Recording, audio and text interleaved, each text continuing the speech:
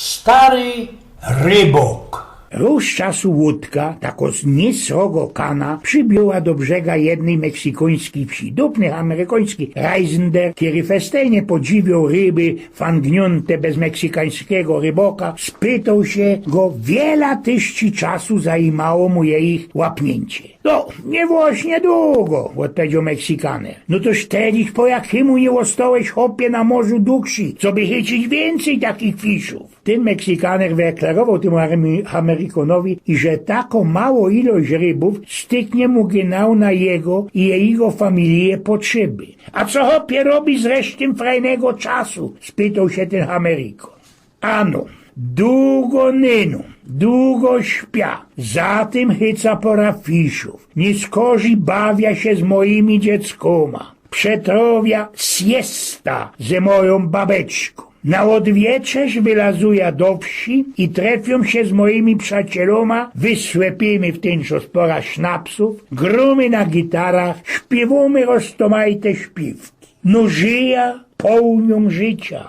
Ten amerykański Reisender nie dał mu dalszy godać i rządzi. Jak skończył studiować na MBA na Harvardzie, toż tyś tak se medykuje, że poradza ci deczko spomóc. Powinieneś godzi się, co byś napoczął duszy każdy dzień łowić ryby. Mogesz w tym co mieć te ryby na przedej. Mogesz je sprzedawać. Będziesz miał nadmytny profit, toż też będzie się mógł lajsnąć z rok szokana. Już za nadbytnie pieniądze, które przyniesie się z rok szołotka, mogę się sprawić drugo, trzecio, czwarto kana i tak dalszy, a że będziesz miał całko flota tych bułtów. W tym czas też miasto sprzedawać i no te swoje fisze pośrednikom będziesz mógł paktować, smawiać się direkt ze przetwórnioma, a można i baliło zebrzyć swoja własna fabryka. Będziesz wtedy mógł osmolić ta maluśko wieś i przekludzić się kajsik do Mexico City, Los Angeles albo do Nowego Jorku i już tam stela będziesz mógł reskirować swoimi interesoma. A wiele czasu mi to panoczku zajmie? Spytał się ten Meksykaner. No, można tak wiele 20-25 lat, odrzeknął ten Amerykan. No a co nie skorzy?